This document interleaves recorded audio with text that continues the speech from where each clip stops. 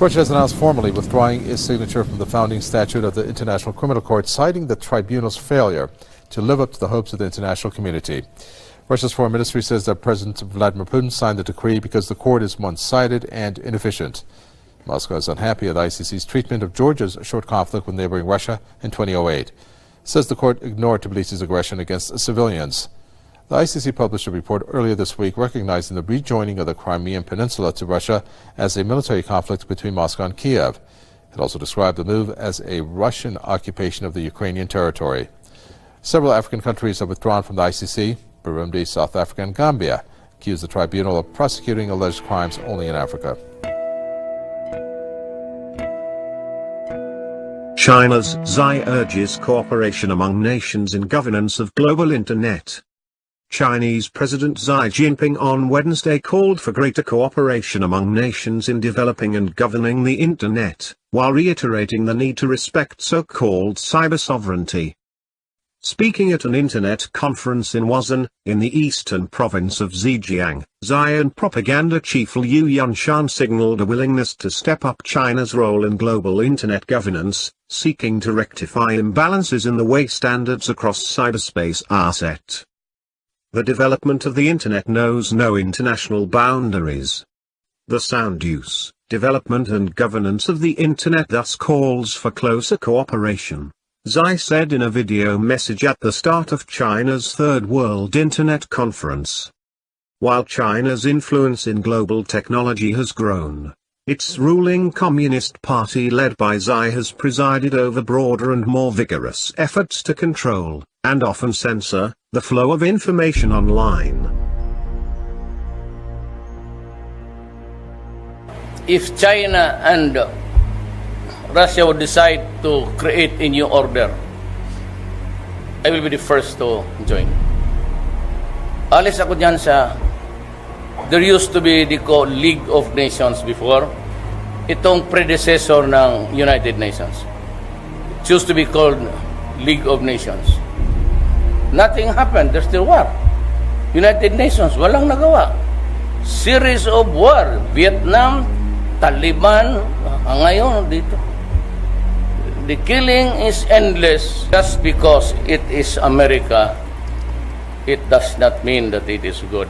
The idea of robots who can kill humans on their own has been a science fiction staple for decades. Think Terminator. But now, there are a lot of educated people who say it's not just fantasy anymore. Robots acting on their own, hunting down humans and killing them. What's only been seen in Hollywood could soon be coming to a battlefield near you. The Pentagon investing billions of dollars to develop autonomous weapons, machines that could one day kill on their own. And now, the big question, how much independence to give them. We're convinced that fully autonomous weapons, perhaps better known as killer robots, would pose grave dangers to civilians, and for that matter, to soldiers. We think that they cross a fundamental ethical line by turning life and death decision-making over to machines.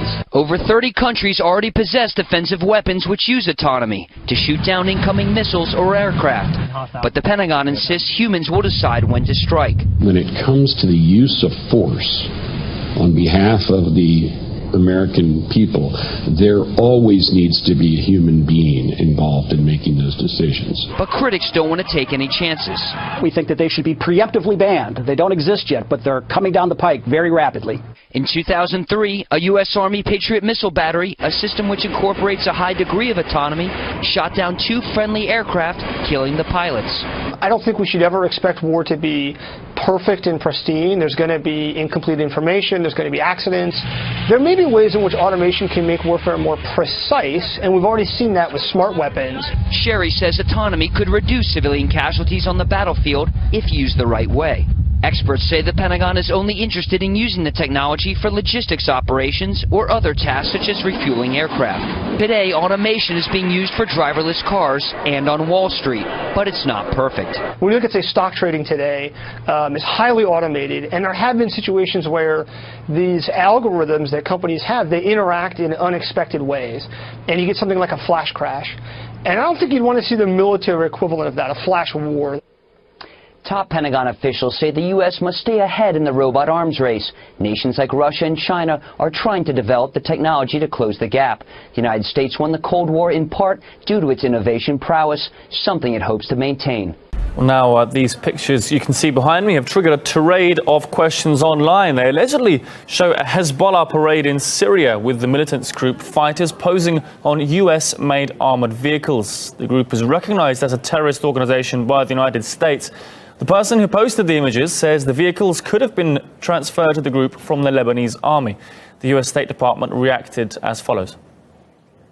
You know, I saw the social media reports, very grainy photographs. I have no information on it. I will note that we're working with our interagency counterparts to find out more information and get some clarity. If it turns out that these were tanks that were sold to the Lebanese armed forces and then ended up in Hezbollah's hands, wouldn't that violate some kind of well, Hezbollah is a foreign terrorist organization. Yes, obviously, we would be gravely concerned if equipment ended up in the hands of Hezbollah.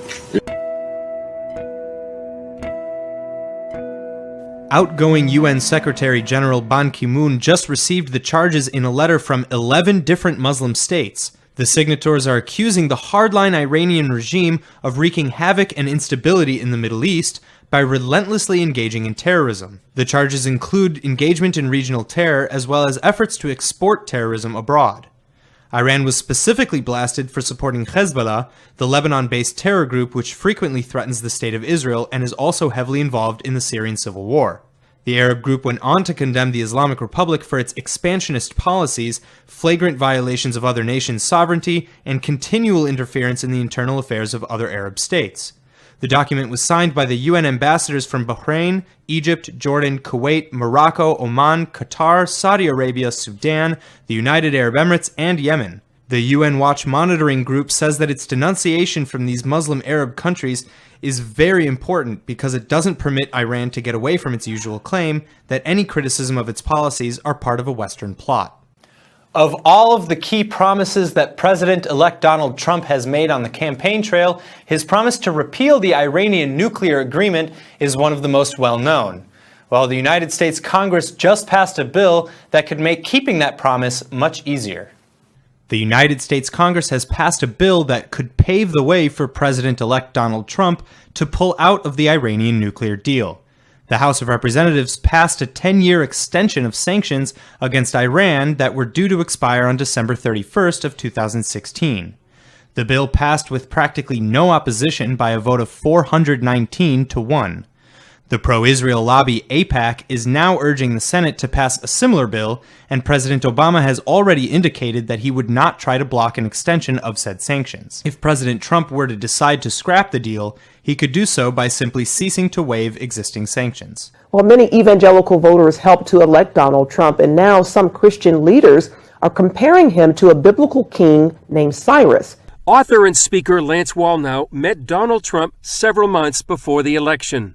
I had the strangest sense that I was dealing with something different. I was dealing with someone who wasn't an evangelical Christian, who was anointed for an assignment. And I didn't know where to go with that. So I went home, and all that I heard the Lord say is, Donald Trump is a wrecking ball to the spirit of political correctness. Wallnau compared Trump to the Persian king Cyrus cited in the Bible.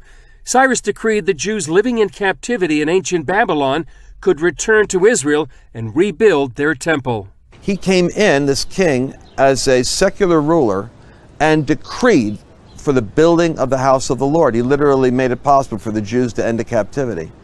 And I'm reading on, it says, he will break through the two-leaved gates of Babylon. I'm going, well, there's your wrecking ball.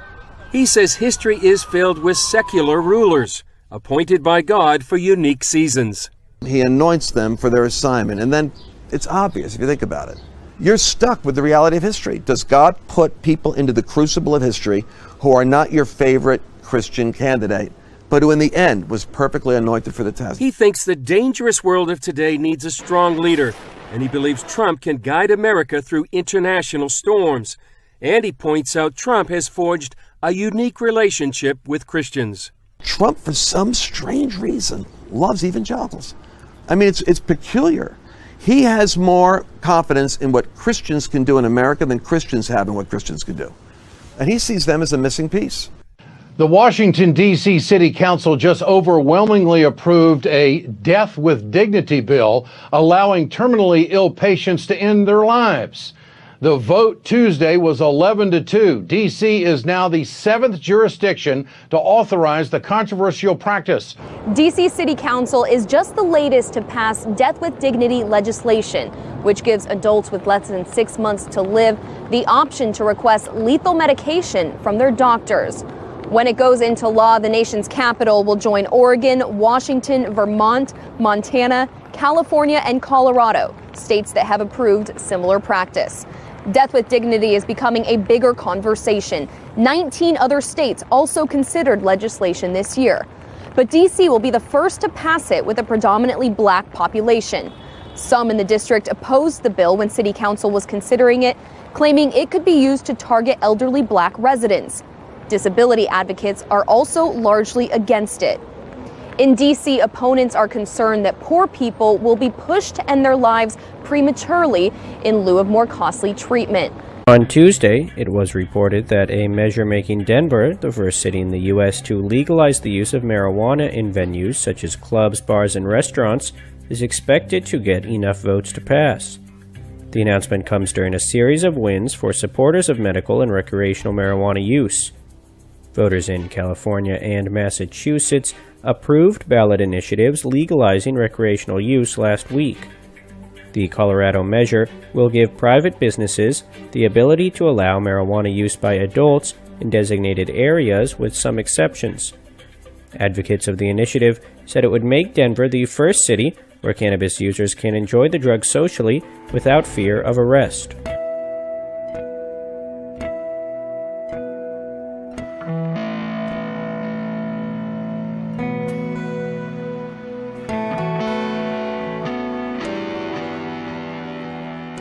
Storm of fake news from the 2016 election, Google and Facebook have pledged to remove what they deem as fake from their news and advertisements. These especially include articles with deceptive clickbait headlines.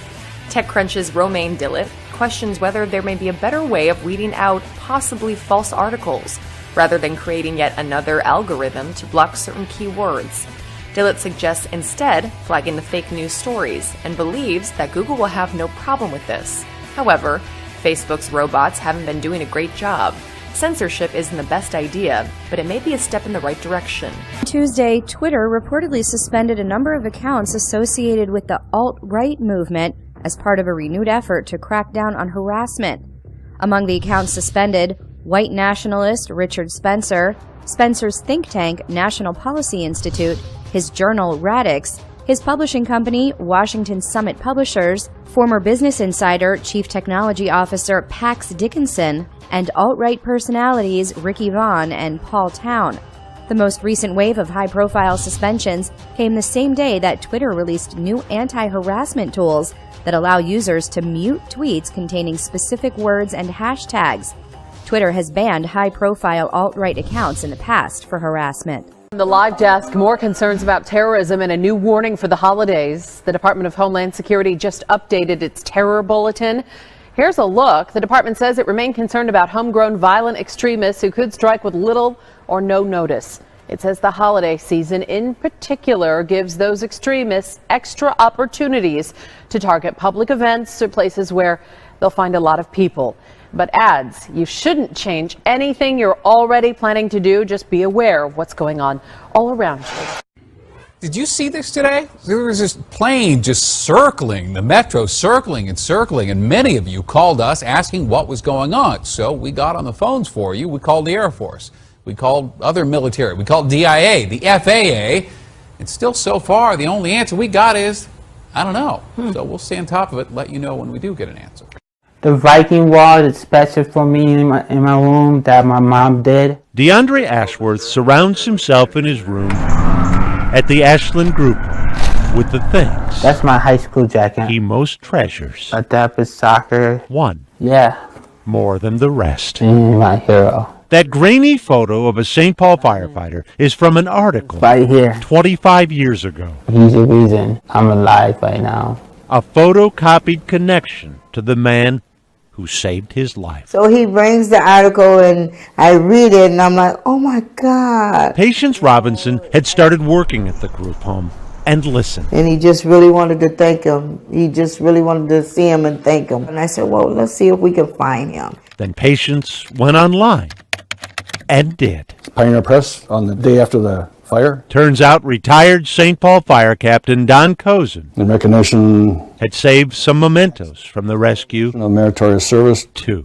All 4 channels covered it. Little DeAndre Ward is in fair condition 15 hours after being pulled from his burning house. That's him. Yeah, that's DeAndre. Before DeAndre could be carried from that burning home, You don't see nothing. Don had crawled into the fire Actually, I was lost up there. to find him. And then I heard him. And I crawled a little bit further and I felt him. DeAndre, he was crying. The firefighters saved me, But DeAndre and God bless them. wasn't the only one left wondering. I always felt that it's God working through me to save his child. So what was the purpose that he used me in saving his child, and what did that child become? I find my cake. The fireman is about to find out. Hey, where's DeAndre? Hey, Don. Hello there, sir. Good to see you there, young man. Few of us have faced DeAndre's challenges. Captain Don Cozen. Disabilities linked to a substance-abusing mom whose son became a ward of the state. Well, this was in the mayor's office. But because Don was there to save him, That's your thank you. DeAndre lived to have an adopted family Love you. Love you too, Dad. that visits him regularly, gives him love, and a home on holidays. Come here. A mom and a dad and siblings. It's pretty amazing to see little pictures of my boy before I ever even got to know you. Thank you. Don Cozen now knows that little boy is okay. Thank you for saving my life. Oh, you're welcome. You're welcome. And DeAndre has a new favorite photo in his album. He's my favorite hero. He still is. More than ever.